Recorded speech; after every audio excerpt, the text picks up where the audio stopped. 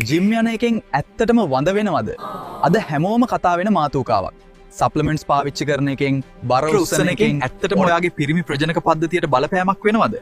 අද අපි කතා කරන්නේ මේ මිත්‍යාවන් සහ විද්‍යාත්මක සතයන් ගැන.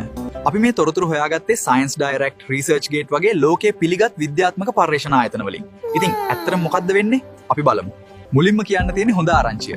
ඔයා හරියට මධ්‍යස්ථ මට්ටමින් ව්‍යායාම කරනවා නම් ඒකෙන් ඔයාගේ සරුභාවයට කිසිම හානියක් වෙන්නේ නැහැ. ඇත්තටම ඒකෙන් වාසි තමයි වෙන්නේ. නිතිපතා කරන බර ඉසිලීමේ ව්‍යායාම සහ කාඩියෝ ව්‍යායාම වලින් ඔයාගේ එස්ටොස්ටෙරෝන් හෝමෝන මට්ටම ඉහළ යනවා. ඒ වගේම ශුක්‍රාණු වල ගුණාත්මකභාවය, එනම් ඒවායේ සංඛ්‍යාව, චලනය සහ හැඩය වැඩි දියුණු වෙනවා. ඒකට හේතුව ව්‍යායාම මගින් රුධිර සංසරණය යහපත් කරන එක සහ ඔක්සිකාරක ආතතිය අඩු කරන එකයි. ඉතින් නිරෝගී සමබරතාවය තමයි මෙතන ප්‍රධානම දේ. හැබැයි වැඩිපුර කරන තරමට හොඳයි කියන එක මෙතනට අදාළ නැහැ. ඔයා සීමාව ඉක්මවලා අධික ලෙස ව්‍යායාම කරනවා නම් ඒකෙන් අනිවාර්යයෙන්ම අහිතකර ප්‍රතිඵල උතු වෙන්න පුළුවන්. විද්‍යාත්මකව කිව්වොත් අධික ව්‍යායාම නිසා ඔයාගේ හයිපොතැලමික් පිටියුරි වෘෂණ කෝෂ අක්ෂය කියන හෝමෝන පාලන පද්ධතියේ ක්‍රියාකාරීත්වය අඩාල වෙනවා. මේ නිසා ටෙස්ටොස්ටෙරෝන් නිෂ්පාදනය අඩු වෙලා ඒ වෙනුවට ආතතියට කට සම්බන්ධ හෝමෝනයක් වන කෝටිසෝල් මට්ටම ඉහළ යනවා. මේකෙන් කෙලින්ම ශුක්‍රාණු නිෂ්පාදනයට බලපෑම් ඇති වෙනවා. ඒ වගේම අධික ලෙස බර යොදාගෙන කකුල් වලට ව්‍යායාම කරන විටම ශරීරයේ උෂ්ණත්වය වැඩිවීම නිසා වෘෂණ කෝෂ වලට බලපෑම් ඇති වෙලා ශුක්‍රාණු වලට හානි වෙන්න පුළුවන්. දැන් අපි කතා කරමු සප්ලිමන්ට්ස් ගැන. වේයි, කෙසෙයින්, සොයි වගේ ප්‍රෝටීන් පවුඩර් පාවිච්චි කරන එකෙන් සරුභාවයට හානියක් වෙනවද? උත්තරය තමයි ඔයා පාවිච්චි කරන්නේ විශ්වාසදායී, තත්වෙන් උසස්, කිසිම තහනම් දෙයක් කලවම් නොකරපු නිෂ්පාදනයක් නම් ඒකෙන් කිසිම හානියක් නැහැ. නමුත් හොයාගෙන තියෙනවා වෙළඳ පොලේ තියෙන සප්ලිමන්ට්ස් වලින් තහවුරුපසනත් 25% අතර ප්‍රමාණයක ලේබලේ සඳහන් නොකරපු ඇනබොලික් ස්ටෙරොයිඩ් වගේ තහනම් උත්තේජක අඩංගු වෙන්න පුළුවන් කියලා.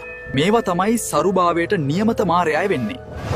ස්ටෙරොයිඩ් පාවිච්චිය නිසා ඔයාගේ ශරීරයේ ස්වභාවිකව නිපදවන FSH සහ LH කියන හෝමෝන් නිෂ්පාදනය සම්පූර්ණයෙන්ම නවතිනවා. මේකේ ප්‍රතිකූල විදියට වෘෂණ කෝෂ හැකිලිම, ක්‍රාණු සංඛ්‍යාව ඉතාමත් අඩු වීම හෝ සම්පූර්ණයෙන්ම නැතිවීම සිද්ධ වෙනවා.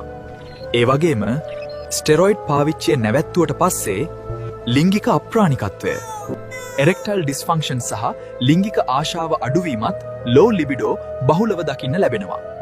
සමහරුන්ට නැවත යථා තත්ත්වයට පත්වෙන්න මාස 3 සිට 10ක් දක්වා කාලයක් ගත වෙන්න පුළුවන්. හැබැයි සමහර හානි ආපහු හැරවන්න බැරි වෙන්නත් පුළුවන්.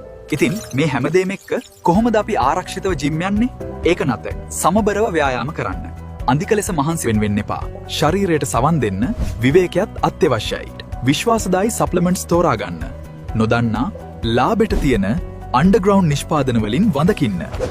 හොඳ නමක් තියෙන තත්ත්ව පරීක්ෂාවට ලක් කරපු නිෂ්පාදන පමණක් පාවිච්චි කරන්න. 3. ස්වාභාවිකව ශරීරය හදාගන්න.